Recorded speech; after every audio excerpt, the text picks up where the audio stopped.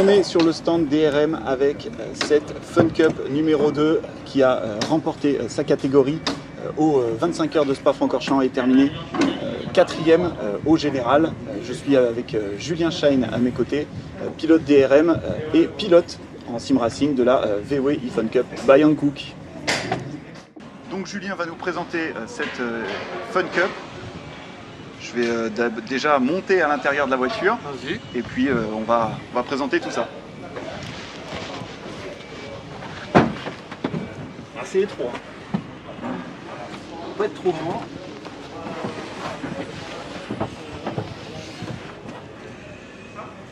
Voilà l'habitacle de la Fun Cup. Tu as 3 pédales comme dans une voiture normale. Donc l'embrayage, tu t'en sers juste pour démarrer en première, pour partir des stands. Ok. Et tu t'en sers pour rentrer au stand aussi, pour arrêter la voiture, pour la stopper. D'accord. Ici, tu as ton volant. Ici, c'est une version avec des palettes au volant, donc comme en sim racing, hein, comme la plupart des gens en sim racing. Tu as d'autres versions avec un stick, ouais, c'est ça. Ouais. Qui vient se mettre ici, c'est ça? Ouais, c'est ça, ouais. Exactement. Ok. Les boutons magiques, ceux qui vont bien, la radio. Ouais, donc sur le volant, tu as le speed limiter là. Ouais. Ça c'est Drink, on a un petit moteur avec une gourde, je sais pas s'il est présent ici, pour boire lors des 25 heures, parce qu'il fait chaud et c'est bien sûr. Vers la radio, donc ça c'est un push to talk, hein, tout simplement, c'est comme sur Discord. Ouais. Le flash c'est pour allumer les phares et les éteindre, et les wipers c'est les essuie-glaces. D'accord. Il y a moins de boutons qu'en sim racing déjà, c'est bien. Hein. Sim racing, on a plus de boutons. Ouais, faut que ça reste instinctif. Hein. On a le coupe-circuit là-bas sur ta droite. Quand tu fais ça, en fait, c'est le coupe-circuit, donc tu donnes de l'électricité à la voiture. Ok, d'accord. Voilà, on vient d'entendre la radio qui s'est allumée. Ok. Donc ici, tu as un rétroviseur, il y a une caméra sous le becquet.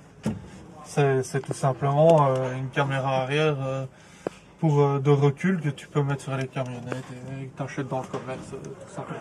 Ça reste, il n'y a rien de spécifique. Voilà, c'est ça. Ça, c'est l'ignition.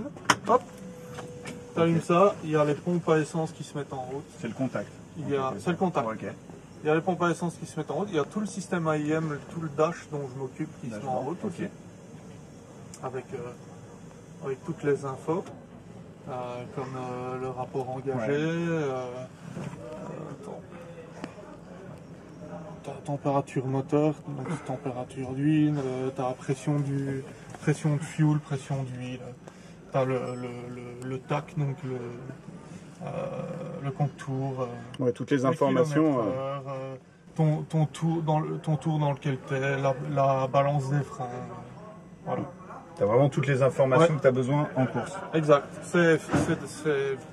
Pour parler en termes de sim racing, c'est la black box qu'il y a dans iRacing, c'est ça.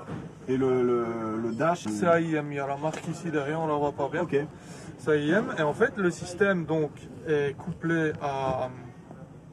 à l'ordinateur de bord de la voiture. Donc il y a des sondes un peu partout dans la voiture, notamment des sondes aux pédales. Et je suis pas sûr que sur cette voiture-là, il y en ait une, mais tu peux avoir une sonde sur la colonne de direction pour connaître la position du volant tout le temps.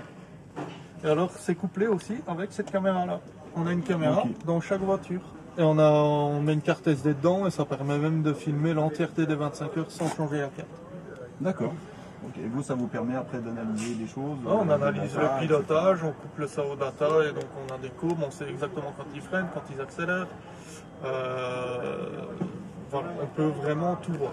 C'est un outil fantastique pour comprendre comment piloter mieux et rouler plus vite en piste. Super. Petit bouton jaune là. Alors ça c'est la balance des freins. Balance des freins. Si tu appuies sur le frein, vas-y, appuie bien fort. J'appuie sur le frein. Ici on peut voir sur le dash la balance actuelle. Et si on change la balance, ça change le chiffre.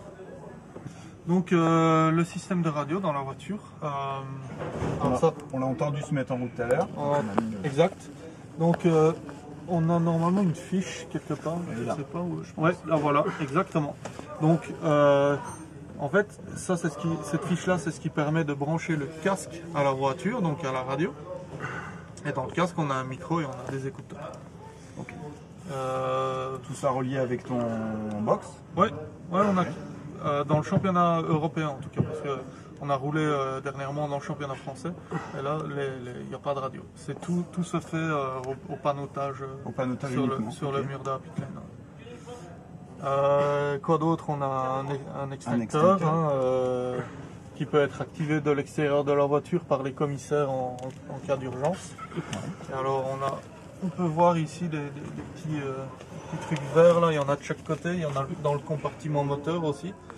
Donc c'est par là que sort l'extincteur en fait. D'accord. Eh bien écoute, merci pour cette visite guidée on-board de la Fun Cup, Julien. Avec plaisir. Et puis bon courage pour la suite. Merci. On se retrouve avec Mika pour une petite présentation plus technique cette fois-ci. Mika, bonjour. Bonjour, bienvenue à Durin. Alors présente-nous un petit peu, on va commencer par le cœur, le moteur de cette Fun Cup. Alors c'est un 2 litres un peu hybride, c'est un bas moteur TFSI et un haut moteur FSI de 2 litres cm3 qui sort entre 170 et 180 chevaux en fonction de la météo, surtout de la pression atmosphérique. Et un B1 4 cylindres, tout ce qu'il y a de plus simple.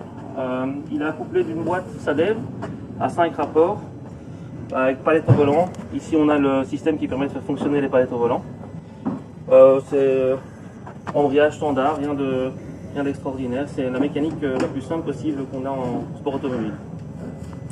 Niveau des freins sur ces voitures, qu'est-ce qu'on retrouve Alors ce sont des freins à l'époque de Golf 3 GTI qui sont dessus, donc des disques simples ventilés. Étrier 2 pistons à l'avant, simple piston à l'arrière. Tout ce qu'il y a de plus simple, c'est mécanique de base. Ça tient vraiment le coup. L'année passée, aux 25 heures, on a fait toutes les 25 heures avec le même frein sur la voiture. Donc ça tient vraiment bien. Ça donne une idée. Bonne usure de ces freins. Ouais. Pneumatique, je vois qu'on n'a pas de slick, on reste sur des pneus Non, c'est des rangs coupes traditionnels qu'on retrouve dans le commerce. D'accord. Des pneus qui vont pour la pluie et pour le sec. On ne change pas de pneus. Pas de différentes, pas de grande partie. Non. Un seul type de gomme pour tout le monde. Super. Voilà. Devant, il se trouve le réservoir, je pense. Ouais, réservoir conductivité, avec de la mousse, contenance 43 litres. Et là, il y a deux versions pour l'alimentation d'essence, soit une version rapide comme ici, où on a des bibines qui permettent de remplir le réservoir par gravité, soit un bouchon normal quand on est en championnat français, où on remplit à la pompe. Parce qu'on a des réglementations différentes. Tout à fait, en France ou en Belgique. Ça marche. Suspension, ce qu'il y a de basique. Suspension, c'est suspension réglable juste en pression de ressort, en compression de ressort. Sinon pour le reste, c'est une cartouche en ligne dedans, qu'on ne sait pas régler. Elle est standard à toutes les voitures. Ok, ça marche.